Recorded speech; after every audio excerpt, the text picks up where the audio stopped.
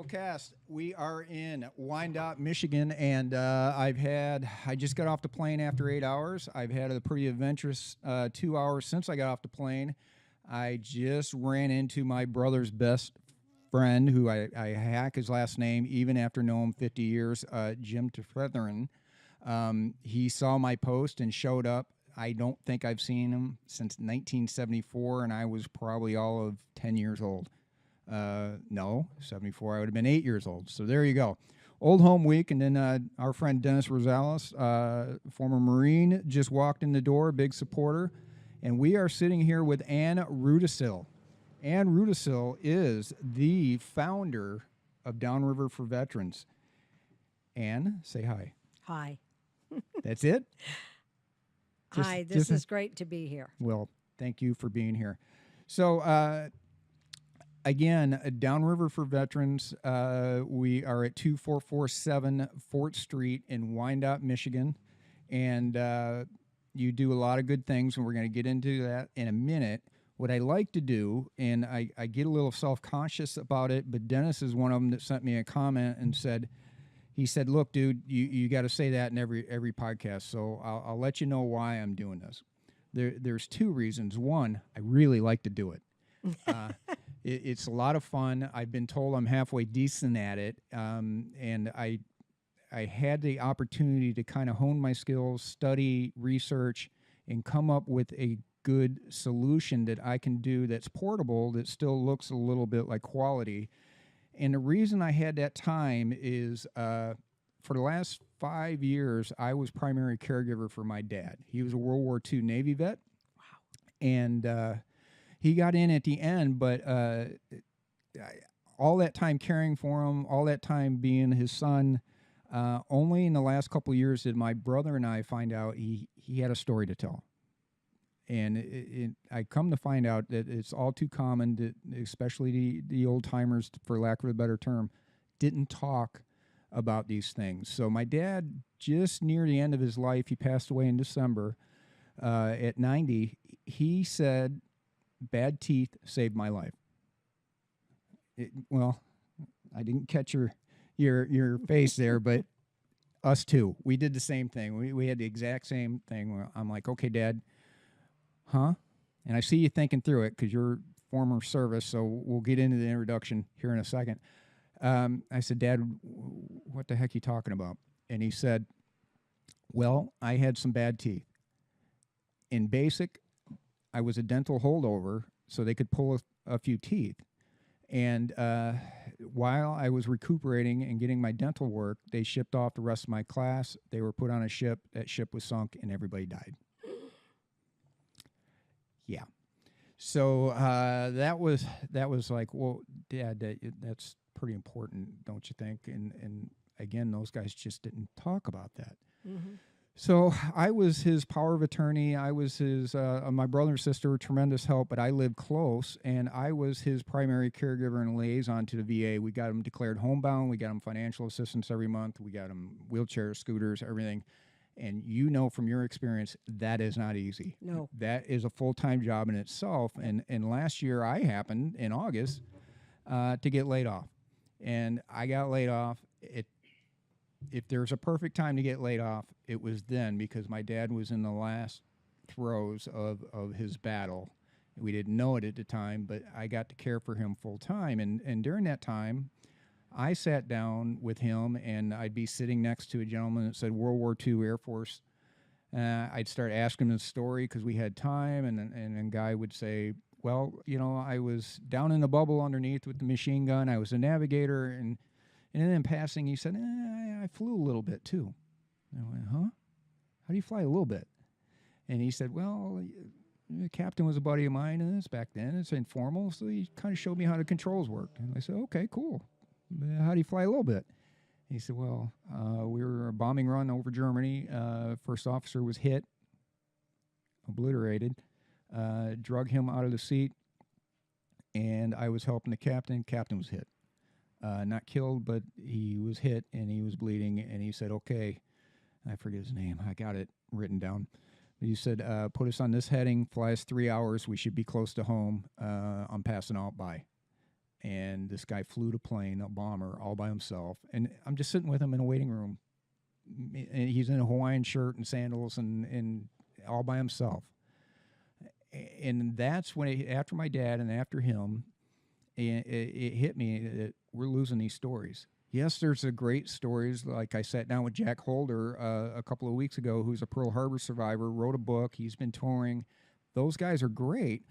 But we're losing the stories of my dad and the other gentleman that was driving a golf cart at the hospital because he volunteered, and he had appendicitis in basic, and he was going to the front line as a Marine, and they discovered they gave him an aptitude test while he was recuperating, and they go, no, you're going to be something else, and they put him in a plane, and he did 25 years and flew all over the world. So I'm like, these little stories need to be heard. Yes. I do other podcasts too, where I go and find fun people. We're fun, but I find There we are. Yeah, darn right. I find things like our good friends in Arizona founded and run a thing called Goat Yoga. I saw that. Okay, those are our best friends. I saw that. And now there's multiple of them all over the country, but they founded it. They started it. So we sat down with both the owners, and they're a hoot. And I'm sitting down with an old friend from high school who just happens to be a retired Secret Service agent. And then, boy, I might have to edit this out because I got to get permission, but I'm going to say it anyways. I'm pretty excited. I had a veteran vouch for me that's pretty well connected. And in the next 3 weeks, I had 2 Medal of Honor winners set up to talk to.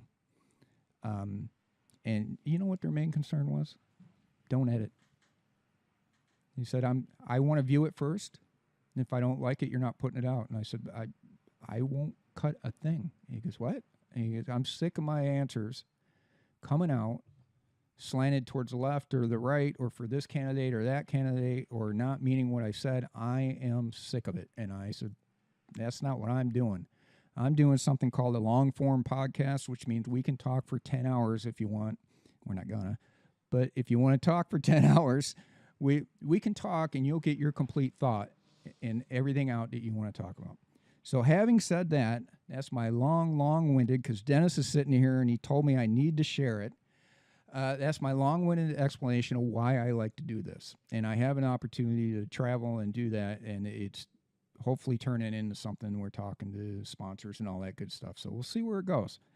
Having, again, said that, Ann Rudisill, founder of Downriver for Veterans, my understanding is there's somewhere in the neighborhood of 20, we're approaching 2,500 members, Yes. which is nothing to sneeze at all. That's a lot of people. That's a lot of people to be Facebook friends with. And imagine having that many members and different things.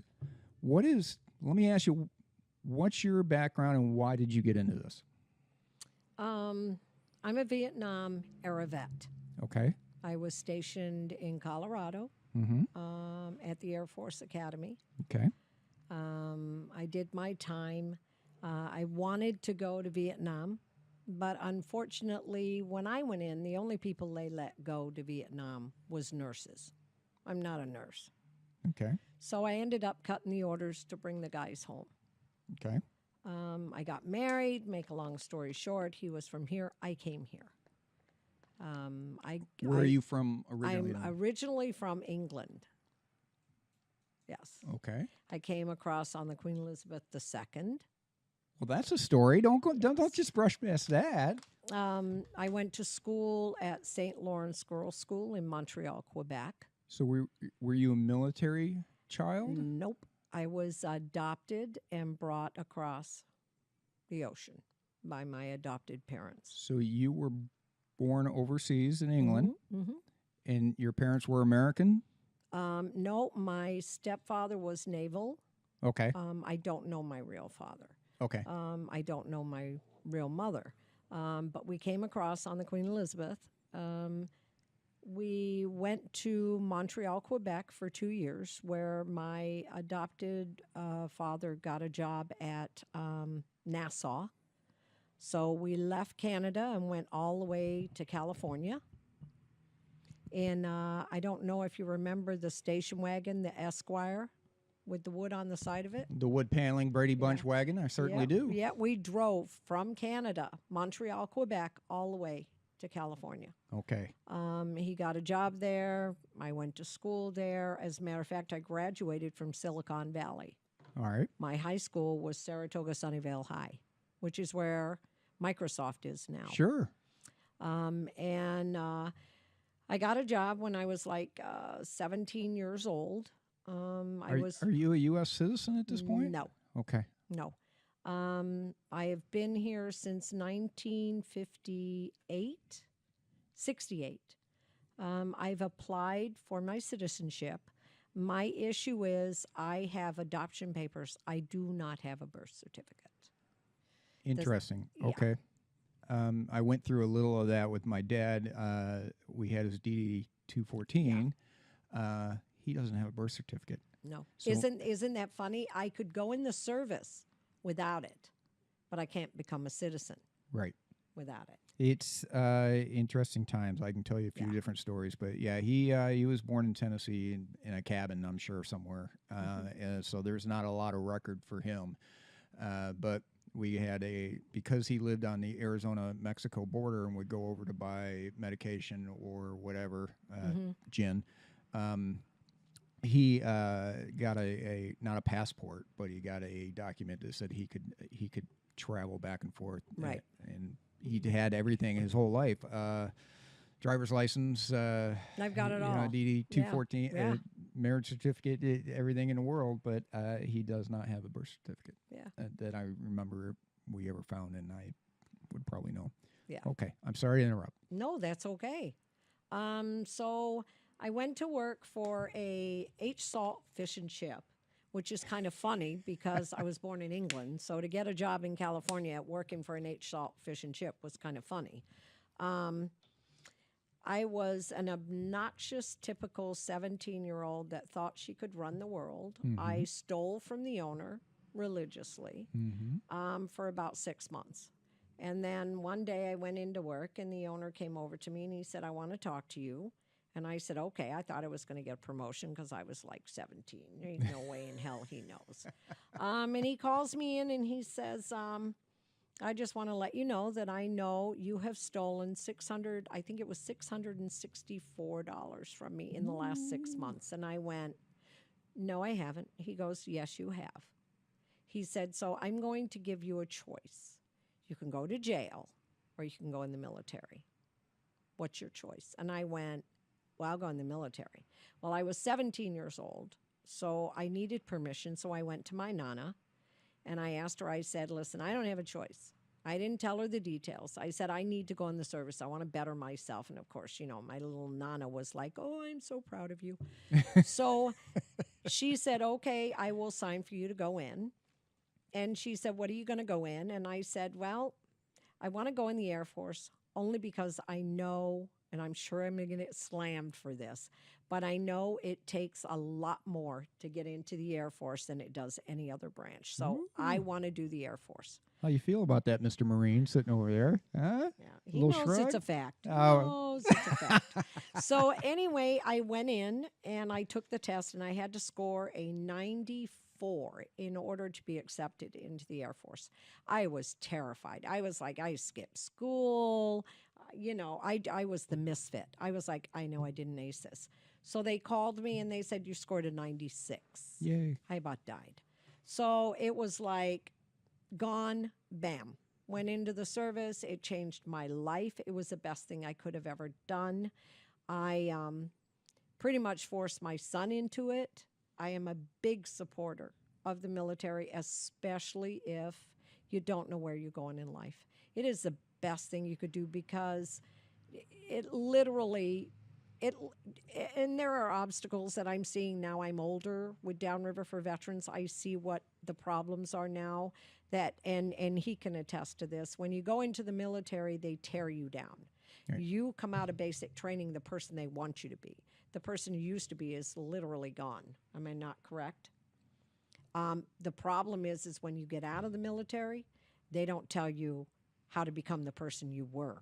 they let you go as the person they wanted you to be, which is why we have now so many problems with our veterans, which is why I started Downriver for Veterans. Absolutely fantastic. And you reiterate a point with Sergeant Mack, a Marine that I talked to a couple of weeks ago, and Silver Star winner. And it was something I thought about on the plane ride to see him in Houston, is that we ask young men and women to go into battle, into war. Mm-hmm. And I equated it to, once a state park bear or a wolf gets taste of human of blood, you can't turn them off. So they Right. usually end up putting them down. Right. I'm guessing. I'm going off memory here. So state park people out there, don't eat me alive. Poor choice of words there. But anyways, so we asked these men and women to go and turn everything off, but to turn on that instinct to just not have compassion and go into the battles and horrors of war. And then when they get out, I don't know, because I did not serve, what the exit process is like. Mm-hmm. So I asked him, and he just said, nah, not so much. And you'll like this too. I've been selling communication supplies to the military for the last 20 years. I met 6 or 7 Vietnam helicopter pilots, and I knew them the second they walked in the door. They were, you care if we swear a little bit? No. They were batshit crazy. Mm-hmm. And I equated it to, okay, they had a life expectancy of like 48 seconds. They lived, and from the movie Platoon, he goes, hey, man, you made it. The rest of your life is gravy. So they did not care what they said. No. They were unfiltered. If Yeah. it was on the tip of their tongue, it was coming out. And Yes. it's a problem as a layman, me looking, hey, you just can't ask, if somebody's in prison 20 years and they come out, they're going to be one way. If somebody's in the military, they're one way. If somebody works at Lowe's for 20 years and comes out, and then you put them in the living room, they're going to act a certain way and Yes. have a certain Yes. routine they're looking Yes. for, and certain reward centers in their brain. And it just, we got to figure that out. We have to, or figure out how to help, or figure out what that is. And I know we're an evolving species as people, and hopefully we'll figure out better ways, and I think we do. And then you got great people like yourself that offer an option that is not the VA. No. We have, we only started this April 7th of 2017. So we haven't been going that long. So a little over a year. Yeah. We have provided, as you can see around the warehouse, we have provided food, toiletries, everything you can think of to veterans. We provide them when they get, we've got one veteran that was a Vietnam veteran, and his name's Victor, and he doesn't mind being called out. He was living in a mobile home that his bed was in the middle of the mobile home. Okay. And somebody reached out to me and said, I need you to go check on this veteran. And I said, why? And they said, something's going on. His bed's in the middle of his mobile home. There's a tarp over the back of his mobile home, and we can see the floor is gone. Okay. So I got in the car, and I went out to Flat Rock, and I had a bunch of food and some water and stuff, and I knocked on his door, and he opened the door.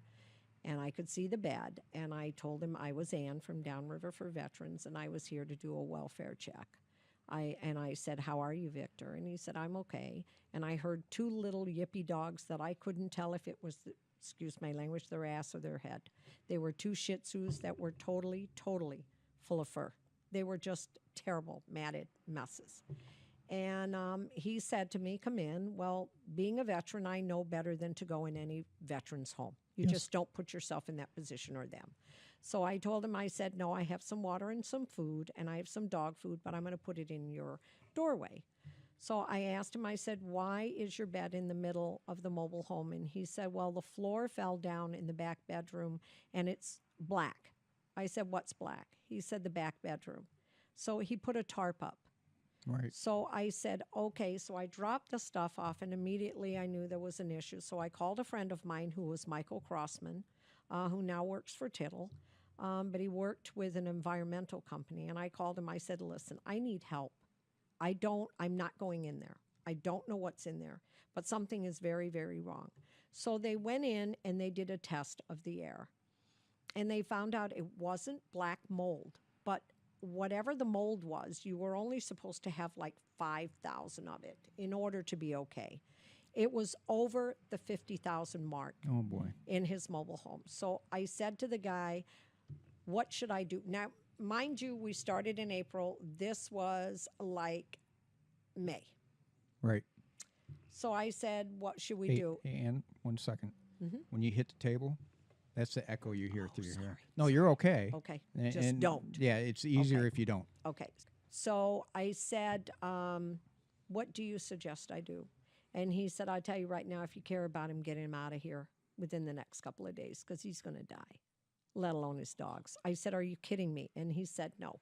So I was heartbroken. I mean, we had no money. We had just started. I had no clue what to do. So I got on Facebook. We started fundraising. We started getting people involved. And I went back to see him. And no such thing as Downriver for Veterans at this point as an organization. No, Okay. we were not there. I just want to make that clear. Yeah, we were not there. So I went back to see him and I said, listen, I said, I know you don't know me. I said, but I promise you before August, I will get you out of here because I didn't know what we were going to do. And I didn't want to say in a month and Sure. not fulfill the Sure. promise. So I said, I promise you before August, we will get you out of here and you will be somewhere where you will be safe. So we did like 4 spaghetti fundraisers and we put it out there and we managed to get like $4,000. Okay. So we went to a trailer park, a mobile home park, Huron Estates. And I walked in and I talked to the owner. I said, listen, I need a mobile home. This is what I got to work with. So he showed me one for $3,600. I took a walk through it. It was solid. It was in a nice mobile home park. It was just awesome. Wow. So I said, okay, we're going to do this. And it was truly like magic because I got a hold of everybody and I said, listen. He wasn't on Facebook at the time. So I got a hold of everybody, all the people that really cared about what we do. And I said, listen, we need a couch. We need a bed. We need sheets. We need towels. We need a coffee maker. We need a crock pot. We need pots, pans. We need everything to put in this mobile home because this man can't take anything. We can't because Right. it's full of mold.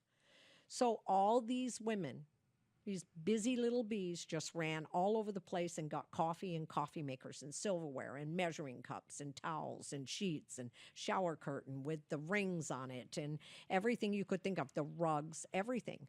So I took Victor and I said, listen, we're going to buy you a mobile home. And he broke down and he said, what? I said, we're going to get you a mobile home. And he said, well, so if I die, you get it back? I said, Victor, this is your mobile home. We are signing it. Wow. I'm giving you the keys. Wow. So as we're signing it, the busy little bees are at his mobile home getting it ready. Polishing up. Yeah. So we get done, and I called them, on the side, and I said, okay, we're on our way. Are you guys ready? And they're like, we just got to throw the blanket over the back of the couch. I said, we're on our way. So I get Victor in the car, and I take him over to the mobile home. He had never seen it before. And I said, Victor, what do you think? And he goes, looks pretty good. And I said, well, let's take a look inside and see what you think. Victor has a very bad shaking, Okay. which is true to the veterans from Vietnam. Right. That's one of the issues they have. So we went in. We're going up the steps. He has no clue anybody's in there. So he goes up the steps and he goes to open the door. That's okay. Good. Excuse me. He goes to open the door into a living room. And there's a couch, the TV's on, there's a coffee table, there's a centerpiece. He walks in and he goes, this is somebody's house. I go, Victor, this is your home. And This he is opens somebody's it, and the house. people he knows are standing in the kitchen. And he starts to shake and falls, goes to fall. So Oh. we had to grab him. Okay. He is there now. As a matter of fact, this Friday, thank you to my boyfriend, we are building him a deck Wow. because he wants a deck. Cool. Yeah. So that's your first project, and you were Yes. just trying to help, and now do you walk out and you go, well, if we could do that once, we could do it again? Well, it's really funny because you were talking about your father, who's a World War II vet. Right. If you look at everything on this shelf right here, Mm-hmm. this is Mr. Malpese. Mr. Malpese was a World War II vet. Somebody reached out to me and said he is in Heartland Nursing Center, and he's alone. He's got no family, and I think somebody needs to check on him. So I said, okay, I'll go check on him. So I went and saw him. He was in a wheelchair with a female who was his girlfriend for the last 30 years, but they never got married. He lived upstairs, she lived downstairs. So I sat one day with him in the hallway, and I said, Mr. Malpese, and I told him who I was. And I said, can you tell me about yourself? And he said, I'm a World War II vet. And I said, what did you do in the war? And he went, I said, oh, you were a gunner. He goes, yeah. And I go, why are you in a wheelchair now? And he said, he said, the Germans came in. I had to lay in the mud. He said, the tank ran over my back. Ooh. So, of course, he had a broken back. So anyway, Mr. Malpese had written from day one, and if you look at those books, you can pull down any one you want to pull down. He had written from the day he went into the military during World War II till the time he got out. He can tell you how many people were in every concentration camp. The reason I got these books was after Mr. Malpese died, his girlfriend called me up and she said, listen, Dale told me to call you when he died. He's dead. I said, okay. She said, I'm putting the books on the side of the road. Whoa. If you want them, you can get them, or they're gone. And I said, you cannot put them on the side of the road because those stories you're never going to hear, you're never going to find, you're never going to Google. And she said, well, they're already on the side of the road. So we took a pickup truck, and it took every single one of these. Some of them I have at my house that I'm reading because it's fascinating. Absolutely. There are maps in there. There are things in there that you'll never get told. These are the things that make DFV so important. We have veterans come in here, World War II vets, and they're like, oh my gosh, what is this? And I go, get a book. Sit down and read. You can't take it with you, Right. but you're welcome to sit here and read it.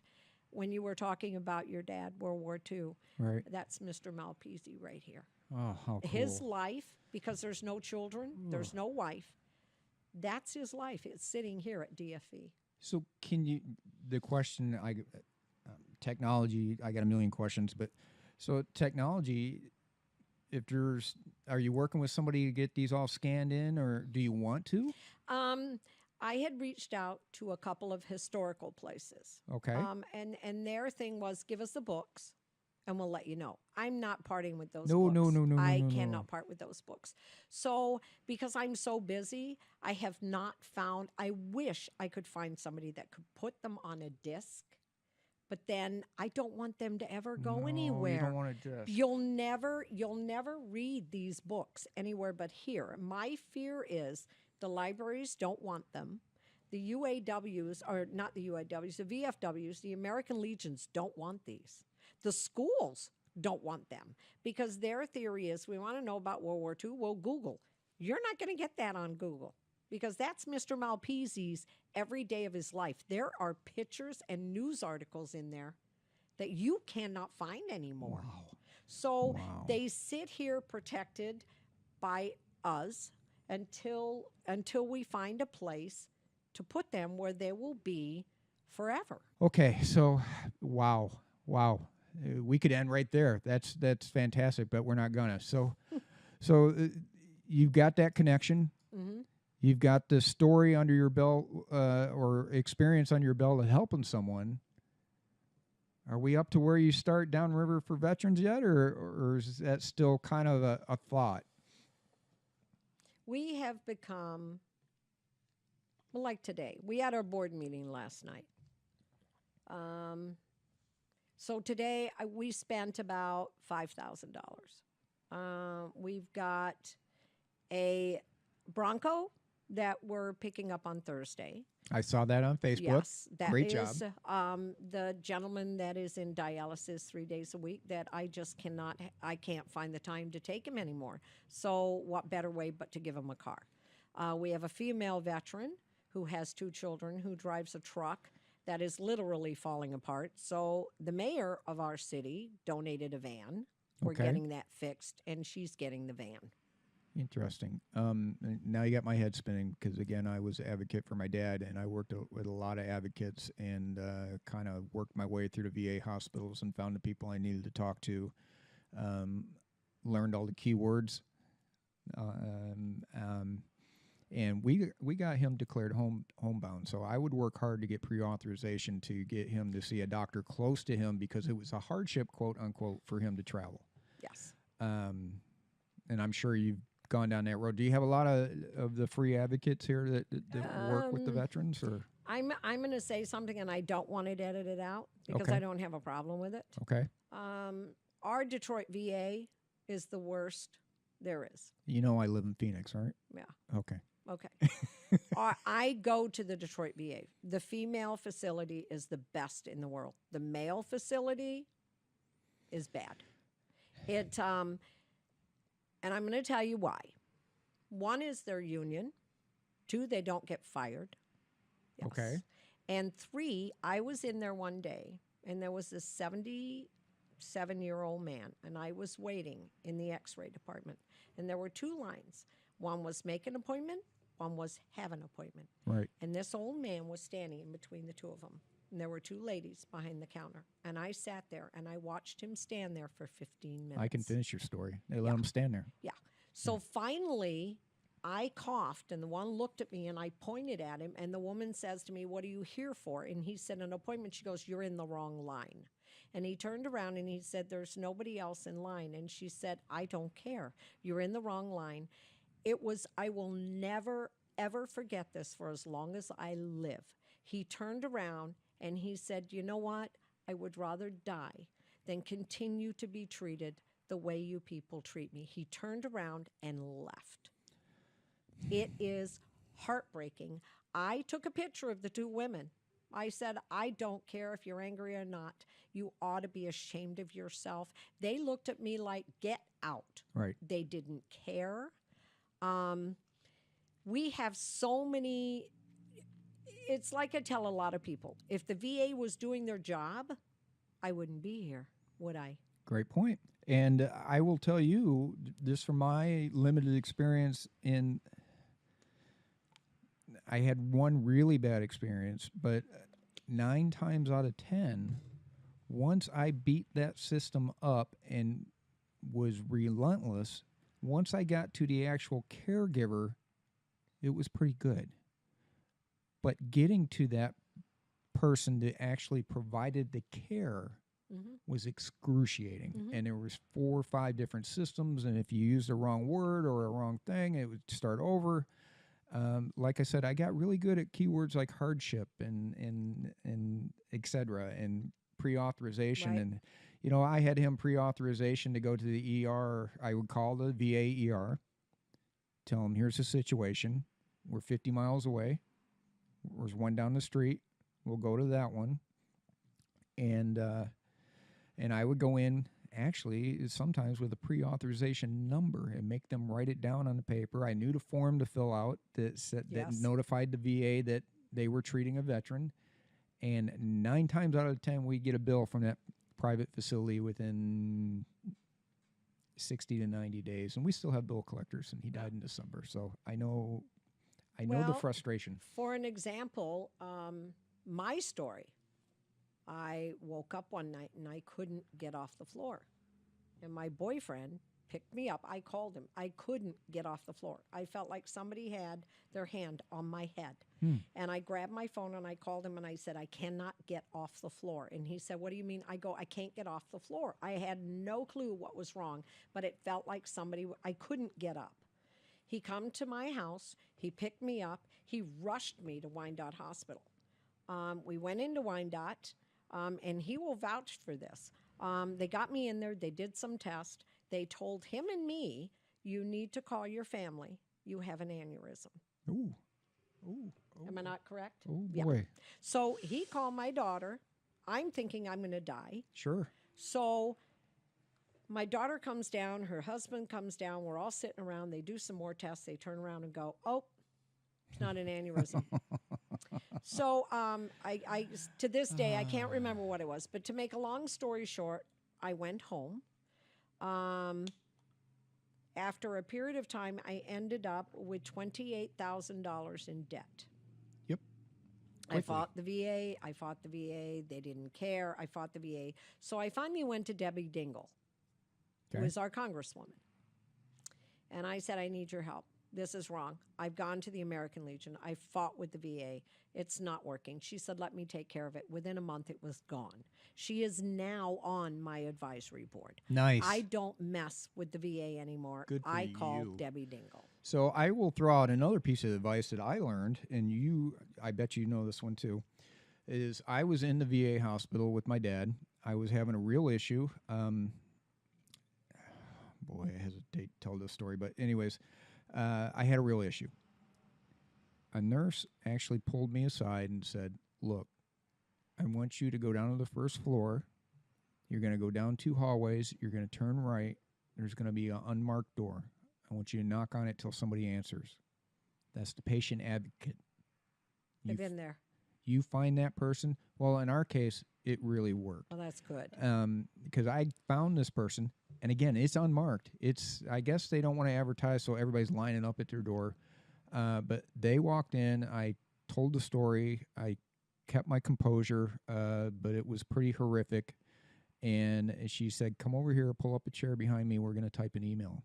And we typed an email, and she copied everybody in the world, including the director and people above the director and the doctor and everybody else. And people started snapping too. But why did I have to do that? But see, in your situation, you did that, and it worked in Arizona. I went to the patient advocate twice for the 77-year-old man. Yeah. When it didn't work, I went to HR. Wow. And you know what HR told me? We will take care of it. We will terminate those people. I found them later on down the line in 2 different departments. Of course. So it doesn't matter how big DFV gets. If I want to fight the VA, I can, and I have threatened to do this many, many times. I can stand on the street and I'll scream as loud as I've got to scream, and I'll carry whatever sign I got to carry, and I will yell, and I will go to jail, and I'll come back out, and I'll fight you again and again and again. But when it comes down to it, I'm fighting for you while the other veteran gets neglected. So I have to weigh it out. Oh. I have to say, I'm going to fight you.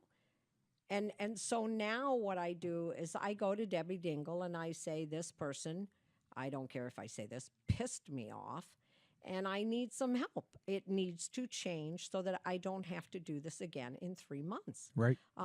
Detroit is bad. Now, Ann Arbor, oh my gosh, Ann Arbor is the best VA I have ever heard of. They are fantastic there. Are they getting fed people that want to get into the medical school there, so they're getting cream of the crop? Well, I'm going to say something, and I don't care whether this is politically correct or not, because anybody that knows anything knows what the past of Detroit was. And just to interrupt, so people that are not here downriver, Ann Arbor is where University of Michigan is, and one of the best medical facilities in the world. So that's why I asked the question, are they getting kind of people that are trying to get into U of M medical school, are they getting those people that are very ambitious but maybe weren't the top of the heap? So that is why I asked you that question, but and for the outsiders. You still have the University of Michigan in Detroit. You've still got a lot of universities. You've got a lot going on. So it's... I think what happened in Detroit is the past. I think they put the mentality of the people that work there. I don't even know if they know what a veteran is. I truly do not know. When I go to Detroit, you can walk into, Ann Arbor. You can walk into Ann Arbor and they're like, hey, how you doing? Right. Need anything? They'll come over with a wheelchair. It's like, wow. You go to the desk to register and it's the same guy and he's like, hey, I remember you. How Right. you doing? You go to Detroit, it's the guy looks at you, gives you the card, stamps your, whatever you call it, so you don't have to pay. And it's like, can you tell me? Yeah, it's down the hall, down the elevator. The mentality is different, and I don't know why. Well, there's probably a lot of reasons for it, and we have different personalities. We have the Phoenix VA, and then they built a new one in Gilbert, just for Arizona's sake. And then there's one down south in Tucson. There's a north and a south in Arizona VA system, which was a whole nother thing because my dad used to live in the south, and when he came north, it took me 18 months to get him hearing aids because his designation in the computer still said south rather than north. And when I finally got to the person that went in and typed N in place of S, He got him. 2 weeks. Yeah. So, I don't want to turn this into a total bitch session about the Oh, my God, no. about the VA because we could No. go on and on No. and off air. I'm going to tell you what happened to my dad and that'll hopefully I won't have a heart attack over that one. But that was one of the most one of the most awful experiences we've ever had, and just crushing.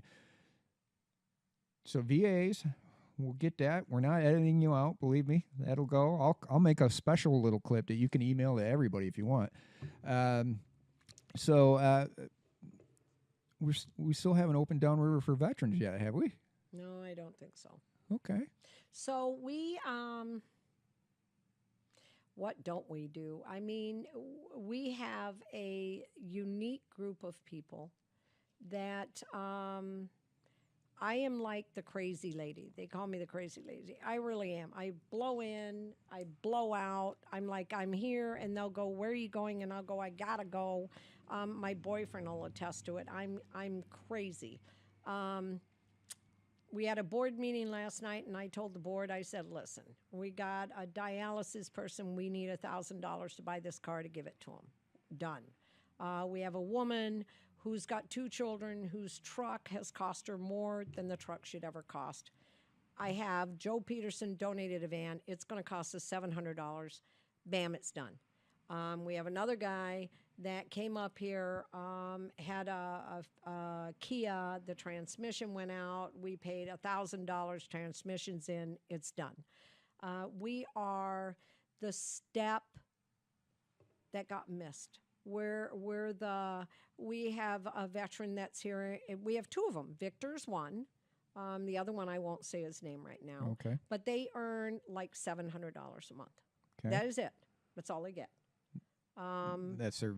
That's it. Their military pension. Yeah, that's it. Okay. They're 20% or whatever it is of disability they get from the VA. Victor, we pay $243 every single month towards his rent. He pays $300. We pay the rest. Nice. We give him food once a month. We're building his deck. We have another veteran that's here in Wyandotte that really was breaking my heart for a while, and I brought it up in the meeting last night, and I said, we have a second Victor. The poor guy can't even go out and get a 6-pack of beer. He has no money. When it's 100 degrees, the windows are open, there's no air. Right. So I called him today, and I said, we are going to pay $284 of your rent. I'm going to set you up with Stoltz's, which is a meat market, and we are going to get you a bundle of meat every single month that you can go and pick up. And we will still continue to provide you with the other necessities such as bleach and canned vegetables. And he started to cry, and he said, I don't know how to thank you. And my words were, how do we thank you? Sure. You serve this country, and you come home, and you can't pay for a 6-pack of beer because you have debt. It's not right. So for him to say, I can never repay you, my thing is, we shouldn't have to give you this. But if we can give this to you, then this is what Downriver for Veterans is. And I'm sorry I get emotional sometimes, but these veterans should be taken care of when they come home. They should have a job. They should have a car. They should have a house. They should be set. If they mess it up, that's their choice, but they should be able to come home to get that, and they don't. They don't have it.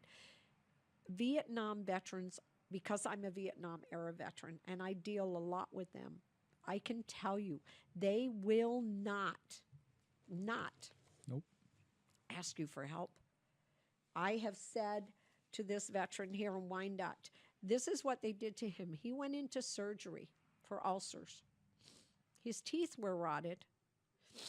The VA said, we're going to have to pull your teeth. Now, he's in and out. They said, we're going to have to pull your teeth because we're afraid they're going to fall out and you're going to swallow them. He said, okay, thinking, how can you pull out my teeth? Right. They pulled all his teeth, got done with the surgery. He heals. They go, okay, go home. He goes, wait a minute, where's my teeth? Right. They said, we're not giving you teeth. He goes, but you pulled them. And they said, well, they were rotted. He said, but I don't have any teeth. Don't know what to tell you. We got him teeth. Nice. We didn't pay for them. We got a dentist that donated them. Sure. This is a veteran now that we pay his rent so that he can have a quality of life, because you know what?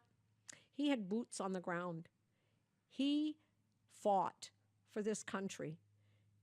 And I'm sorry, but he lost his food stamps because in 2016, he joined a credit union. And some silly little program they had, he got a $22 check for points or whatever. Oh, boy. 2018, food stamps found out he got a $22 check. They took away his food stamps. Right. He called me. He said, I get nothing. Guess who's handling his case right now? Debbie Dingle, and she will get him his food stamps. This is why we do what we do. We have great supporters. All the cereal you see in this place and the beans is from Swift Trucking. Nice. They call us because you have grocery stores that if the pallet's damaged, they won't take it. So she calls me and goes, do you want it? I go, heck yeah, we want it. Heck yeah. We don't just give, though, to the veterans. We have given, I don't know if you've heard of Blessings in a Backpack. No, I have not.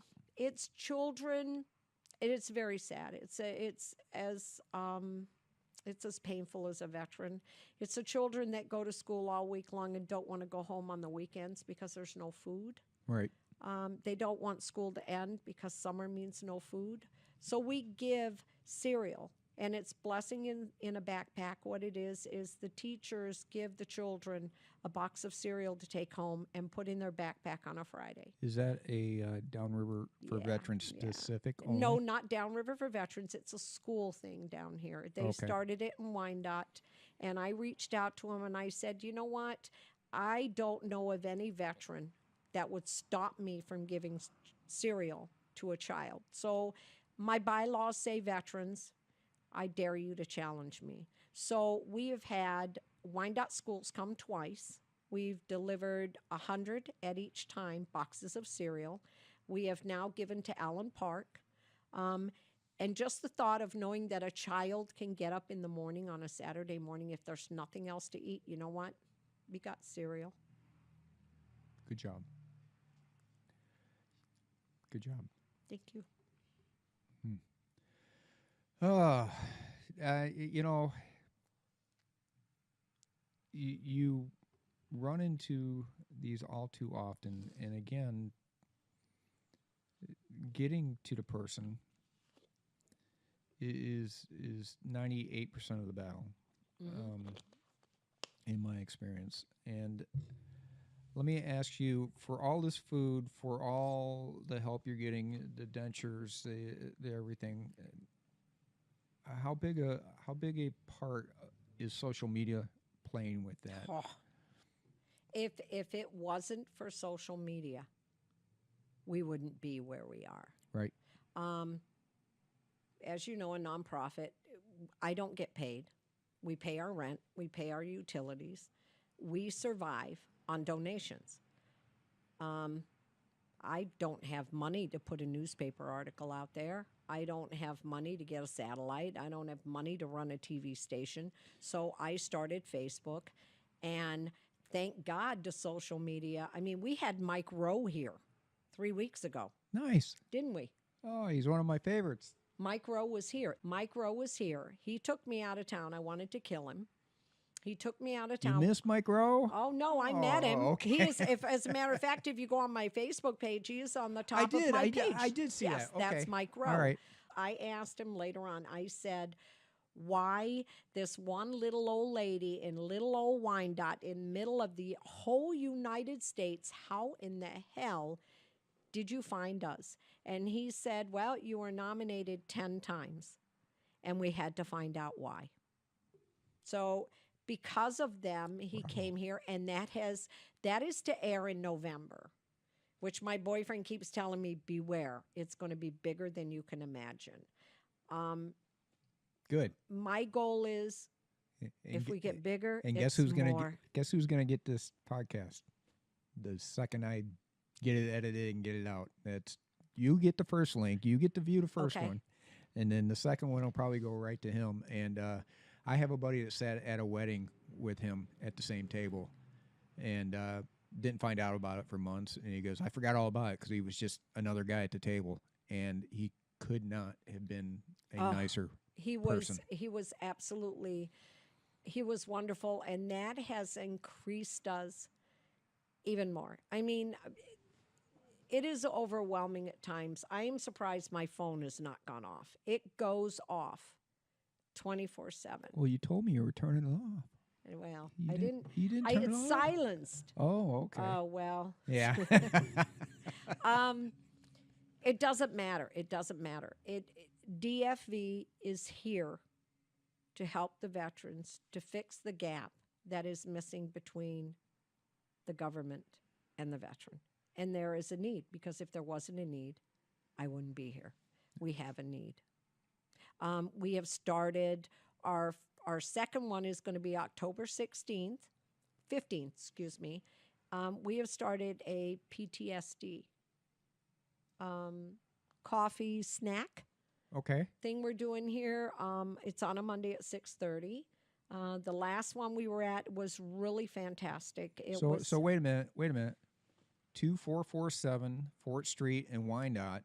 Mondays at what time? Monday, October 15th at 6:30. It's 6:30, and it's PTSD Yep. or anybody that wants to come down and just chat and have Talk. coffee, donuts, and Yeah. just open. Yes. Just come by. Yes. Socialize. Yes. We had this started by Nicholas.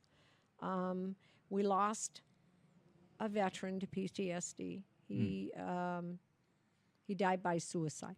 Oh boy. And I have learned since having this, you don't say he committed suicide. It's the worst thing you could ever say.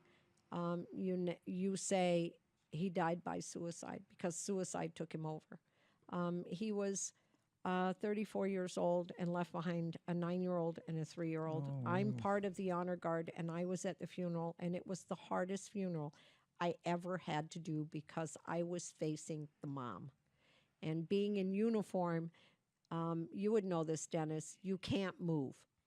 So I literally was staring at mom, who was falling apart because her husband had committed suicide, because nobody knew. So his buddy, Nicholas, called me and said, listen, I want to do this. I need a place to do it. I said, use the warehouse. Come do it. So our first meeting was kind of screwy, because it was him and a Vietnam vet. Okay. So who would ever think an Iraqi vet and a Vietnam vet would ever be in the same room and be able to talk? It was amazing. I had Chris Brown, who works for Detroit Mental Health Authority, who's a clinical psychiatrist. I told Nicholas when he wanted to do this, I said, you could do it at the warehouse, but you're not a shrink, and neither am I. So unless we can get somebody here, we are not doing it, because you are not going to help. You're only going to hinder. Good point. So I got Chris Brown to come. He sat with us. It was only the it was 4 of us, but I stayed out of it. I videotaped it, and I put it on our page, and we got a lot of views. And since then, I have had other people say, my brother committed suicide, can I come? My uncle I'm like, this is open to anybody. And my goal is, if we get it going enough, I have a Navy veteran that wants to teach other veterans how to whittle wood. Okay. which is very good therapy. Sure. So I thought, well, if we can get this going, we can get people to come in here and chit chat while they're whittling wood. Nicholas was a little upset because he said, we only had 3 of us. He said, what if we only have 3 of us next month? I said, what of it? What if you only have 3 of us in December? What of it? Rome wasn't built in a day. DFE didn't get this big overnight. You stay with it. Your heart has to be there. You bring the issues. You let people see that it's not a point fingers. It's just a talk. It's an open door. You can leave when you want. Coffee and a conversation. I said it may take you 6 months before you get 5 people in here, but you have to start somewhere. So that's my goal now, because I have another veteran that is at Wyandotte Hospital whose parents are pulling his plug tomorrow. Oh. He committed suicide with opioids. He leaves behind 3 children, and he is 43 years old. Oh, man. You can't change it. You can't give the children an answer on why it happened. Why wasn't it seen? I know his sister, and his sister said to me, Ann, I didn't see it. I said, we need it out there. It's like I saw on the news the other day, bring it out of the darkness. People think it's taboo. Don't talk about it. It's a horrible thing. Yes, it's a horrible thing, but Sure. unless we can talk about it, unless you know the signs, we're going to keep losing. These were 2 Iraqi veterans that we've lost within a month. Right. How many more do we have to lose before we can say, listen, we care? And they're not single veterans. They're veterans with families, with wives, with children. Yeah, with a support system, Yes, you would think. Yes, and this 9-year-old, he just broke down, and I'm thinking, what do you say to him? What do you tell him? He's 9 years old. He has no idea how hard this is going to hit yet. Yep. Until he goes to school and it's father-son day or football. He gets to go through the rest of his life Well, you never know when not it's gonna hit, understanding. right? No.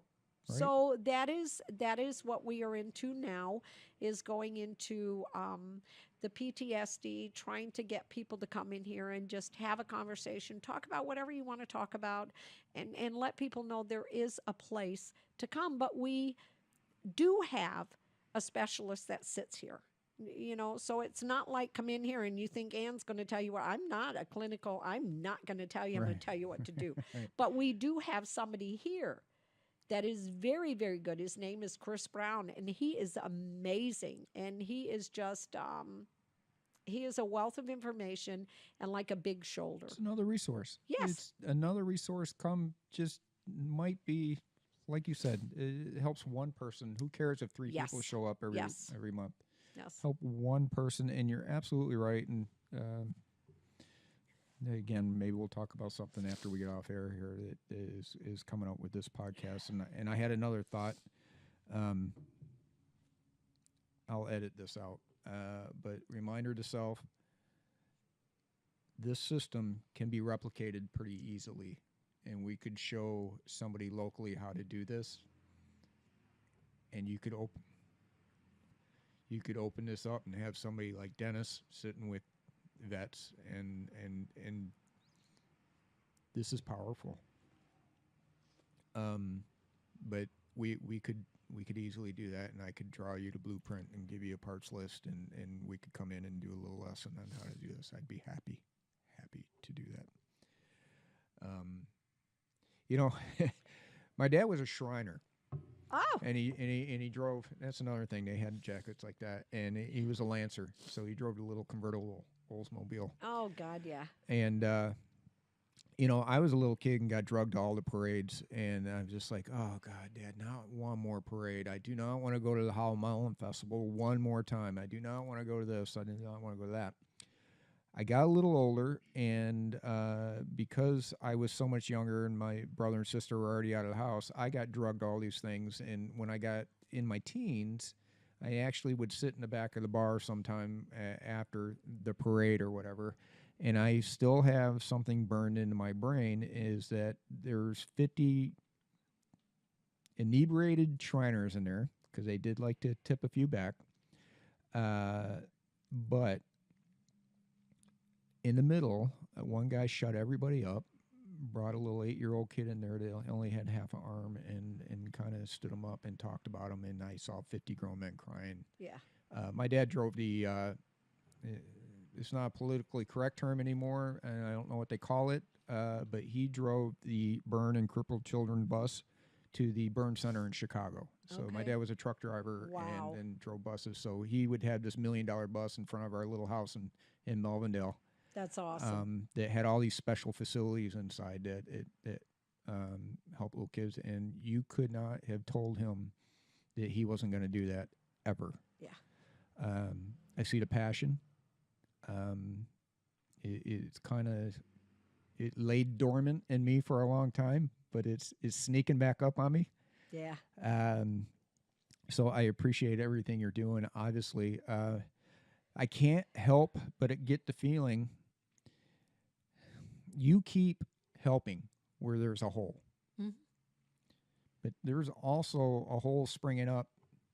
How many more fingers do you have to plug these holes? How many more DFVs do we need? How much more is there? You know what I'm asking? You know what I'm saying? Little Debbie in the dike, how many fingers can you put in there and stop the leaks? Obviously, you can't get them all because we just heard some pretty horrible stories. But how much more can you do? Does the building get bigger? Donations get bigger? Do you get more people? You don't stop. There's no such word. Best answer. Can't stop. If I don't have any fingers, I'll use yours. There you go. I'll get somebody. If I need money, I'll beg. I'll find a way to get it. We have so far. There is nothing that I haven't asked for that we don't have. I have silent donors that don't like publicity. Right. That I seriously could reach out to and say, I need $20,000 like right now. And they would say, okay. All right. But I think it's because they know. I have people call me and I have a guy, Hudge Berry, called me. He goes, last month I donated toilet paper, which is still full on the shelf. He said, I want to donate this month. What do you want? And I said, I don't want anything. And he goes, but I want to donate. I said, I will not take from you until I need it. I said, you know what? Next month we will probably need water. And if you look down there, you can see there are not that many cases of water left. I said, by the end of November, they will probably be gone. And unless somebody donates water, I will reach out to you and ask you for 50 cases of water. Until that time, I don't want you to donate. We are not gloating. We don't take what we don't need. But if I need it, I will stand on the corner with a tin can and a wooden spoon and bang that thing all day long till I get what I need. Well, I'll tell you what, it's very obvious to me that this is all about you. This is taking on your personality. This is taking on your tenaciousness. It is taking on everything. And my business brain says, do you got a second in command you're training? I have very, very, very good volunteers. I have super people. What if you needed to leave for a month? Oh, I'm leaving for 2 weeks. My boyfriend actually. All right. What if you need to leave for 6 months? I'm not. No. Well, let's say you had to. Let's say you not. had well, to. Well, then the good Lord is taking me because I'm not. Okay. There is no such thing. What do you mean I got to leave? What for what reason would I have to leave? Is there a new Vietnam? Is there a war? Are you going to give me a gun? You're going to go make me fight? No, I was doing a hypothetical and saying there is have a second person ready to go got your personality training knowledge. No. You know what? If I die, somebody will pick it up. Is there somebody right now? Hell no, because we didn't think 17 months later we'd be where we are now. I'm still trying to catch up.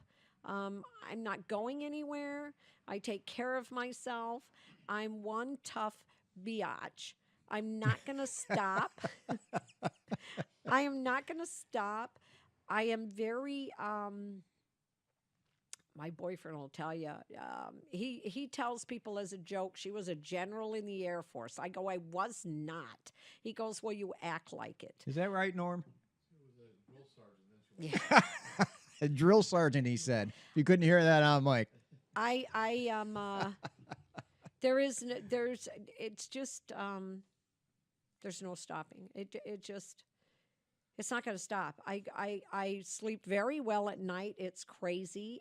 People think, do you ever sleep? And I go, man, when my head hits the pillow, I'm done. You're exhausted, Yes. and you.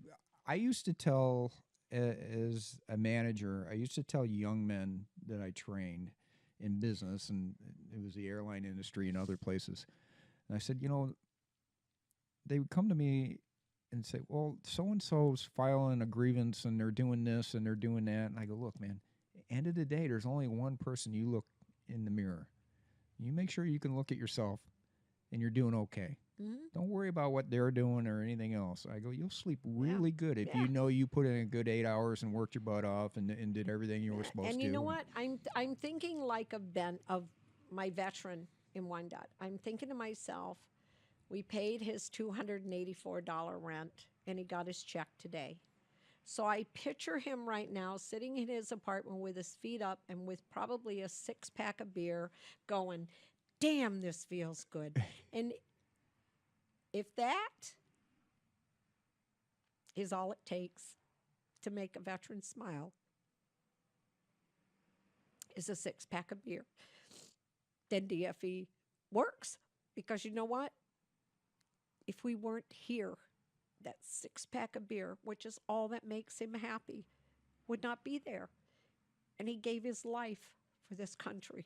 And he sits by himself every day with no happiness. So tonight I will go to bed and I will think of him and I will think, God, I hope you didn't drink the whole 6-pack and fall off the couch. That will be the worst scenario of what could happen today. Oh, and boy. hallelujah if it did. Well, free will. And Yeah. His chance to feel like a man. Yes. And like a person with choices. Yeah. Awesome. So, boy, we've covered a lot here. And let me take that camera off you for a minute. Thank you. I'm sorry. Why would you be sorry? Because I asked Norm, I cry all the time. I try not to cry. It doesn't work. Every time they take me anywhere, see what it says? Roseanne. Wherever I go, somebody's got a box of Kleenex, and they're like, well, I'm going to steal a term from somebody, but your passion bucket overflows. yeah, I'm good. There you go. So you're going well. You're wildly successful. You got that damn Mike Rowe on your side. Yeah. Which is a darn good thing. Yeah. And where do you? I know the answer to this, and we kind of answered it, but where do you go from here? Are you starting to formally place people like a technology person, or you just come up with an idea and say we're going to do it, make it happen, and then it kind of? Well, it's before Mike Rowe came, our goal was a handicap van. Okay. We have disabled veterans, and unfortunately, if you're not 100% disabled, you don't get transportation to the VA. Okay. Well, I have 3 veterans that are wheelchair bound, that have no legs, that miss appointments because they can't get to the VA. So they're not declared 100%? No. No legs. Because it didn't happen because of a health issue in the VA. It was diabetes after. Yeah. So they're 50%. So I said, listen, we're going to do fundraisers until we get the money to get a handicap van. Well, Mickey Sell Your Ride reached out to me, and he said, what do you need? I said, just a simple van that opens on the side, the lift goes down, you can ride a wheelchair in, strap him in, I can take him to the VA. He went all the way to Florida and found us one for the $13,000 we had saved up. It was kind of comical because Mike Rowe did not know we had a van. His wishes was to come here and donate a handicap van from Ford Motor Company, which was all set up. Oh, yeah, because It was he's only a Ford spokesman, yes. isn't he? Well, he Okay. only found out when he got here. It was already paid for. We already had one.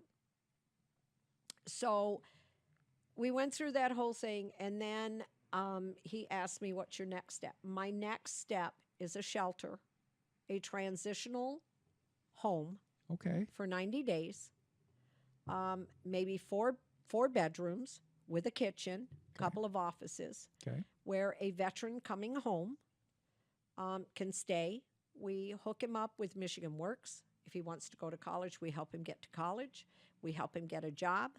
We help him get a car. We help him get on his feet. And after 90 days, we cut him loose. You're that transition service that we Yes. talked about Yes. an hour ago. That is what my next goal is. And that's a good one. Yeah. That's a very good one. Okay. I like that as well. That's a big step. And people are like, man, that's probably going to take you 5 or 6 years. I said, listen, we had a van in 14 months, and I thought it was going to take 2 years. Sure. So you know what? If it takes 5 years, it takes 5 years. But we've been so blessed. If we can get the word out, if we can get these people to believe we are legit, to follow us, to see that nobody gets paid. We pay our bills. I don't get paid. We use that van religiously. Sure. As a matter of fact, today, one of our members called me. He's a Marine. He said to me, listen, I need to borrow the van. And I said, what's going on? He goes, my dad is coming out of Rivergate. I need to take him to Ann Arbor. I said, okay. He's in a wheelchair. He said, I don't know where to go but to you. I said, that is why we have the van. Right. And I ran into way too many of that. I have, I may have to edit this out, but I have social workers from the VA that reach out to me and say, can you go talk to this person? And they've also pulled me aside and said, you know, if it wasn't for you, your dad probably would have died about 8 years ago. Yeah. You saved your father. You did. Well, you know, yeah, I always say it was my penance for being a wild child. It was you being his son. Well, yeah, that was absolutely a part of it. And then, you know, and Mom needed the help. Mom's still around, bless her. And that's another thing too. That's a rough transition period for her, in that she was taking care of him at 89 years old. Her being 89 years old, pretty much full time. Yeah. And she would say things like, I might need a little help. Yep. I'm like, well, you're damn right you do. Yeah. And now it's really quiet. Yeah. That's probably been the roughest thing on her for these last 6 months. Is the quietness. Yeah. The responsibility you had is gone. Right. Yeah. A sense of purpose. And, Yeah. you know, and now we shove some money and send her down to the casino every once in a while. And Give her a good, yeah. she Go does have it a on her good own. time. Yeah. She's very hard of hearing, and she's very competitive. She grew up here from Tennessee, but they had, when they first got into the senior center we moved them into, they had to change the rules of bingo because my mom would win all the time. Really? So they made it, you can only win once. And people watching this, my aunts and cousins and everybody. That's it. Yeah, she's pretty competitive. So my dad was gone a lot, so I ended up playing solitaire, or, hey, I need a pinochle partner, which at 8 years old I was playing pinochle. And if I screwed up, I heard about it. Yeah, I'm sure. So I became a halfway decent card player at a young age, and put myself through my sophomore year of college, maybe playing a little. Pinochle? No, we played other games. But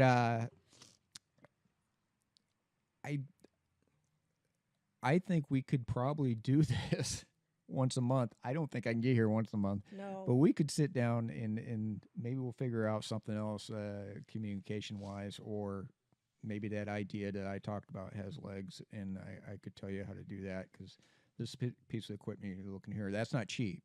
No. But that's the hub. That's like a that brings everything in. And you don't need this as much as I have. I went a little overboard on this, but you could shrink that down.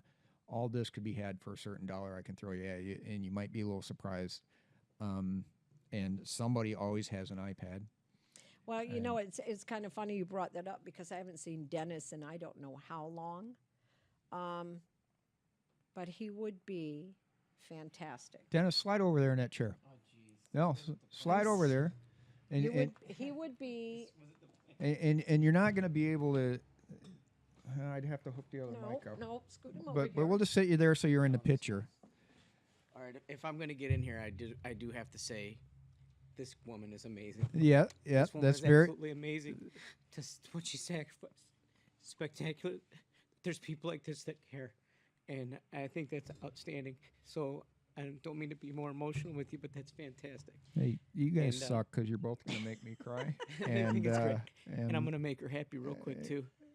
She's here because we have a scanner, and we're going to find a way to get that all scanned onto one of our hard drives. So that way you can do that. that will So it's take gonna take forever, time, dude. Yeah. But Well, have you a got scanner, volunteers. And we I have the don't care. technology, and point. we have someone that can do it. You know okay? what? To know somebody starting it, Exactly. it's There you not go. going. Right now, every day I come in and I, believe it or not, I count them. Are they all here? Did anybody touch them? I had one guy come in one day and he sat there while I was giving his wife some stuff. And he goes, "Oh, man." He goes, "I want to take these home. Can I take it home?" And I go, "No." And he goes, "Why?" He goes, "What good are they in here?" Oh, And I said, "Because if I let it go and it doesn't come back, nobody will ever know." no. The- No. You can take when you leave, because I know Dennis, you're welcome to take one of those books home and read them tonight because I trust you. When you open them up and you see the news articles from back then, he did one thing in there. I pulled the book out and I was like, I wonder how accurate he really was. And there was some, I can't remember what it was right now, but there was an incident during World War II where the Germans were coming in and there were bombs or something set off underneath the ocean or whatever. And I can't remember what it was exactly called, but he had dated it, named it, and everything. And I thought, no way. So I Googled it to the point. He was accurate. And he didn't Google it because this man never used a computer in his entire life. All right. So, two things here. One, this is Dennis Rosales. He's a Marine. I told you earlier he's here. He's from Melvin Hill High School. He's a couple years behind me. And we chat on Facebook all the time. And I'd say we hung out about 30 seconds in high school. And I feel like he's a best friend from Facebook. I love social media. I embraced it so long ago. And I love the positive aspects for it, not all the other crap. But I'm fascinated with the algorithms and how it hooks up people and everything else. So that is why I asked you about your technology question. Now, second, Dennis, I'm going to give you an assignment here, is what she just said about Germans and bombs in the ocean. So my dad was on a minesweeper, and I always assumed he was in some far-off land. He was in New York Harbor for 2 years. So the Germans used to tow in or bring in mines with a submarine every night. And then in the morning, the Navy would get up, cut them loose, find them, cut them loose, drag them out to sea, and blow them up. So if you find a USS Towhee, is Towhee, I believe. If that's in that book, I It'll want to be in know the about book. it. You give him a year, because every book you can see right there, 1945, 1943. I'll find my dad's years of service. But you'll find a Look in Towhee. there. The Towhee was sunk at one time or damaged. And his old home week, man. What's up, brother? My cousin just walked in with his fiance, and he's flashing pictures. So all this time I had this on you and not me. Oh, boy. But if you find a Towhee, I want to know about it. That's Prettier, what so it's what okay. Dad was on, brother. And I bet it's in there. I know it is. so the rehash, Scott, those books up there, that is a veteran writing every day from 1942. 1942 to the day he died. He documented every news Everything. article, Everything. hand wrote, every war fact, everything the you can ship history. find is in those books. And Dennis just volunteered to scan it all and digitize it. I think he's crazy. I But didn't volunteer. I volunteered my wife. oh. I will say one thing, honest to God. You will take only one book and you will not put it down. Because when it sinks in your head that that book didn't come off Google, it didn't come out of an encyclopedia, that man lived every single thing he wrote in there. Right. That was Mr. Malpese in that book. So when you get that in your head and you're reading it, you can't stop because you're like, oh my God, you see the articles. He's got the people that he was stationed with that died. He's got how many people were in the Japanese concentration camps? How many women? How many children? How many died? It's stuff what I told you. You Right. cannot find that. That is why that whole thing stays here, because Good for you. he's gone, Right.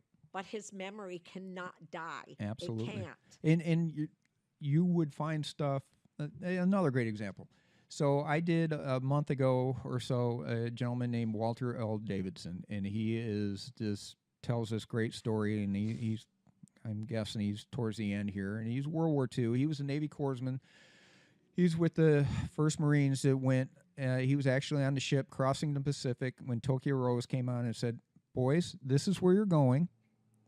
We're prepared, and you're all going to die." Yeah. And the commander the next morning said, well, you're not going to die, but that is where we're going. Yeah. She knew before they did. Now, he was the Navy corpsman with the Marines. He was on the transport. They laid a barrage for hours and hours and hours on this island. They had deemed it important as a midway point, besides Midway, to refuel planes getting to Japan. It's contested whether or not it was really important. The island was called Peleliu, P-E-L-E-L-I-U. Yeah. Hello. Say that correctly, because I say it wrong. I see it Peleliu. phonetically, and Yeah. I say it Yeah, wrong. he said it right. So he was on a transport. All the transports got hit because they were told 1 to 3 days max to totally take this place over. What they didn't Right. realize is the island was mostly coral. Japan figured it would be strategically important. They sent in miners months ahead of time, and they dug trenches, they dug caves, they dug everything. So they just went in a cave while all these bombs were dropping. And then when they were coming up in the transports, they got laid into like nobody's business. Now, my point of telling that whole story is he went over the side. He ended up on first beach rather than third beach. 8 years ago, he got a call from the Lions, Lyons, Lions group, and said, "Walter, are you a hero?" And he goes, "Well, hell no, I'm not a hero." And they go, "Well, we were told that you're a hero at that battle, and you were the first man on the beach." And he goes, "No. Who would tell you that?" And they said, "Well, so-and-so." And he goes, "Well, yeah, he was there. This gentleman is 96, 97 years old.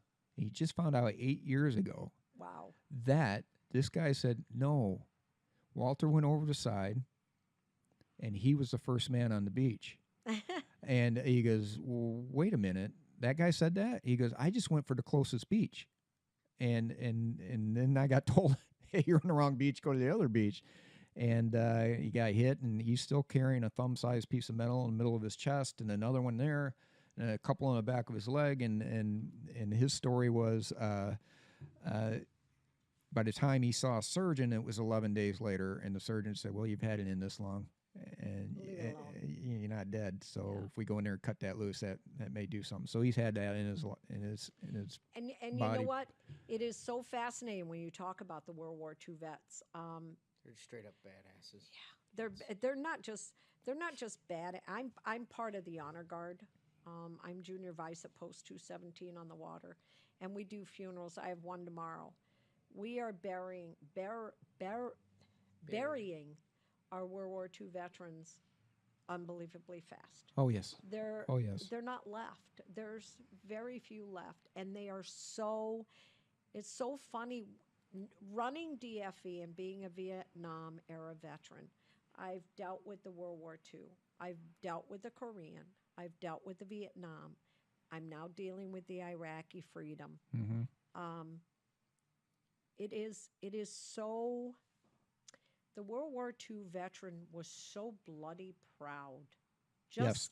Just we are men. They don't hide it. They talk about it.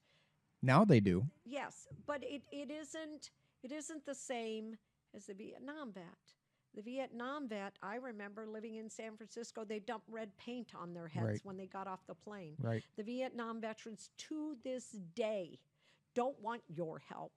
They don't want to go to the VA.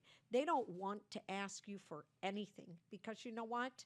Everybody called them a baby killer, but nobody realized they were in a draft. They Right. didn't ask to Right. go. And then you've got the Iraqi vet, and I can say this because my son, I forced him into the military. The Iraqi vet or our veterans that are younger veterans are nowhere near as tough as our Vietnam vets. They're not. How many Vietnam vets have you ever heard of committing suicide? How many Iraqi, Afghanistan vets are committing suicide? They drop daily. I don't know why. I don't know what we're doing. I don't know if it's the upbringing. I don't know if it's because they're being forced into the military and they're not man enough. I don't know. But being in the service since 1973, I see the Vietnam vet. They are so proud. They don't want to talk about it. They're becoming the World War II Yes, vet. but they don't. They kind of like pull your big boots on and just deal with it. I don't know where we missed it with our younger veterans. We've missed it somewhere. They are crying. They are hurting. They're lonely. They're desperate. They're lost. And they're killing themselves. It's wrong. Why?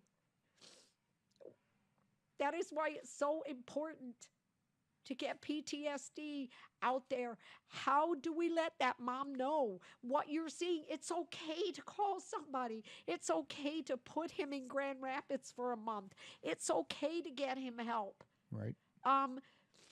Unfortunately, the VA is giving opioids to these veterans. The one we're losing tomorrow OD'd on opioids that the VA gave him because it was much easier to keep him stoned than it was to sit there and talk to him about his problems. There is no one-on-one. That doesn't happen anymore. I know because I'm dealing with two of them right now. One of them's Jordan. He, bless his heart, he lost his best buddy in Iraq, came home, and he found his sister dead in the trunk of a car 2 weeks later. No. He's attempted suicide 4 times. We gave him a truck 2 weeks ago. I gave it to him and I said, listen, he's with the Veterans Court. I said, I'm going to give you this truck. You need to work on it. You need to stay busy. As soon as you get it fixed, here's the key. As soon as you get your life on track, I'll give you the title. It's yours. Go back to school. He used to come and see me and he was like this. And I would go, Jordan. This last week, I call him up. I go, Jordan, I need you on Wednesday. And he's like, yep, I'm there. He goes, oh, by the way, I got the truck running. It wasn't easy. It's very hard. I have to call him every day. I have to stay on him. There are thousands of them out there. I can't call them all. We need a place where people can come, that they know what to look for, that they can talk, that they can say, hey, I know my neighbor's like that. Tell me what to do. Tell me how I can stop him from being the next one they're going to pull the plug on because he's 34 years old and dead. It's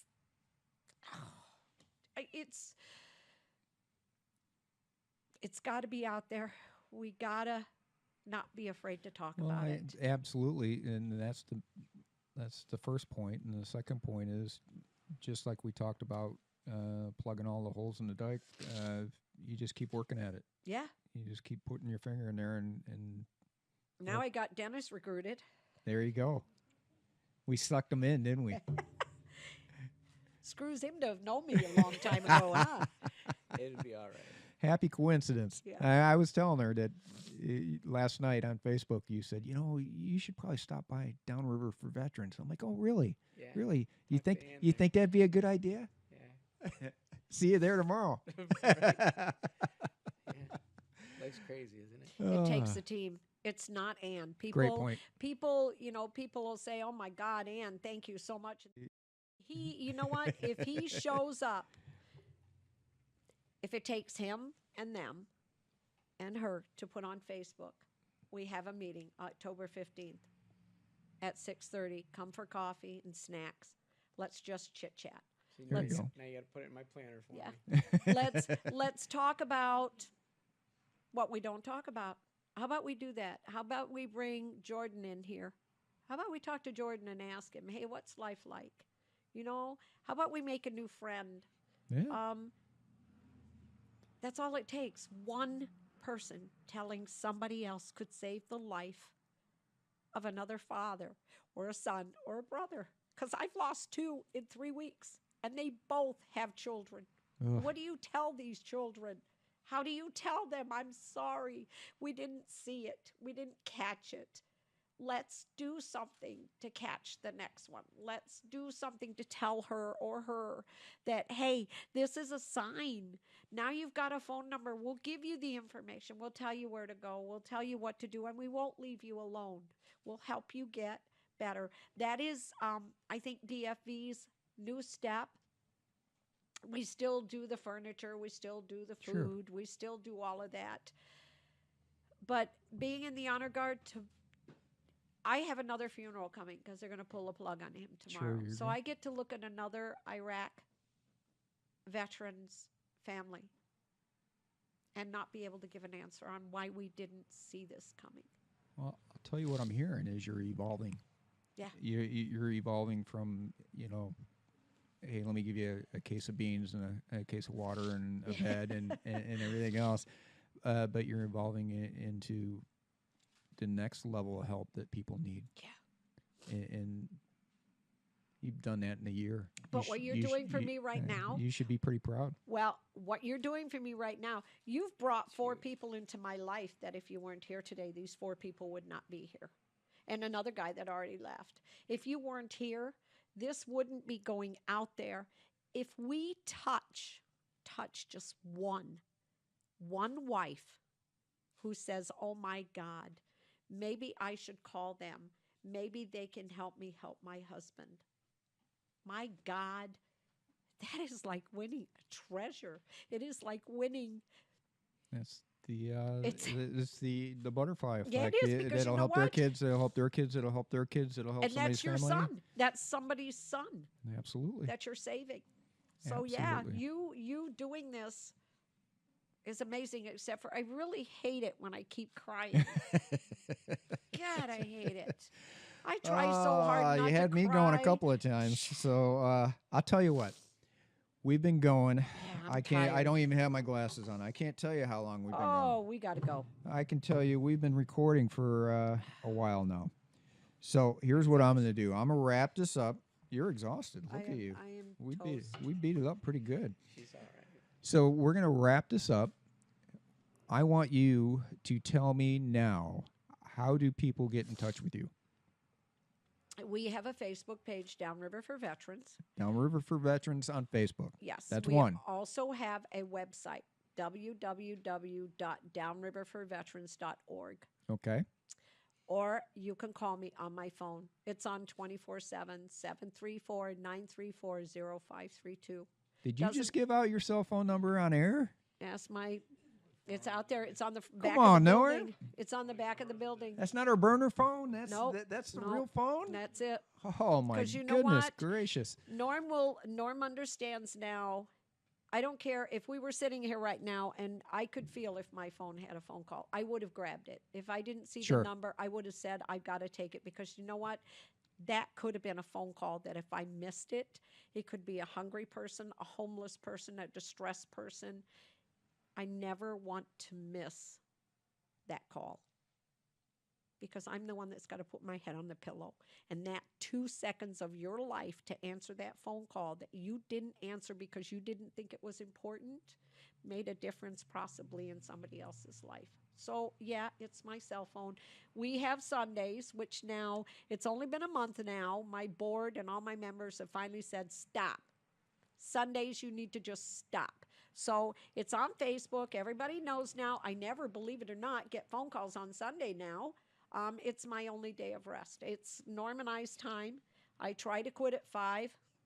Doesn't happen a lot. You can put my number up for Sunday from now. There we go. That'll help you out. All right. Oh, backup call. There you go. Perfect. Second call. Perfect. We solved Somebody- another problem just now. Perfect. There you go. It's a good day. Oh, Yeah. I will wrap it up. We're all emotionally drained. I couldn't be more honored. I couldn't be more proud of what you're doing, what the Downriver people are doing. I have a hard time explaining to my family out west now, saying, this is an extreme analogy, but if I got a call at 2 a.m. and said, hey, grab a bat and come help me out, I got quite a few people that would do that, and that that's not literal. Well, maybe it is, but it's a way of life for people down here of teamwork and camaraderie and what you're doing. And when you talked about the gentleman in his home and all the busy moms and putting things together, that's what people used to do for the people within a couple of blocks. Yes. So Yes. Facebook and websites and social media have been able to let you expand your 2 blocks, for lack of a better way of putting it. So kudos to you, and very good job, and I can't say enough. And Thank you. we're shouting out, Mike Rowe, I'm calling you out, pal. This is coming to you, and we'll blow this up and put a number on there and get that second handicap van. You should have left it. I'm a little disappointed in you. Beautiful. All right, we'll wrap it up, and thank you Thank so you. much. Oh my God, thank you. You're a godsend. No. Yeah, you are. I'm a technology little dork that likes to talk. Wait a minute. You appeared out of nowhere. I get this message, and it's like, I want to do this, and I'm thinking, is this real? Does this really happen? Who is this character? And I'm like, I don't know how to find out. I looked up your Facebook page, and I'm like, that don't tell me nothing. And then you're like, I'm in Chicago, and I'm coming, and I'm thinking, he's from Melvindale. What's he doing in Chicago? So I'm thinking, well, and then when you said Michelle, I'm thinking, I love Michelle. He's got to be legit. And then I said, yeah, Dennis might show up. She's like, who's Dennis? Oh, I know Dennis. No, you said his last name, Yeah, and I and I knew went him. I right said away. Lowe's. So shout out to Michelle Kessler. We went to high school together, and she sent me a Facebook message and said, hey, you're doing this with veterans. Would you consider talking to Downriver for veterans? Wow. I'm like, hell yeah. Wow. And she goes, okay, I'm going to send you Ann's info and have her friend you, or you friend her, and start talking. But I had no idea that she had just kind of pushed that off and then walked away. Yeah, and I you never had knew. no idea. I had no idea. Michelle, I still love you. There you go. Still, did you know? I always loved you. Oh, okay, there you go. I always did. All right, we're done. Thank you. Good job, man. Wrapped You're up. awesome. Oh, great.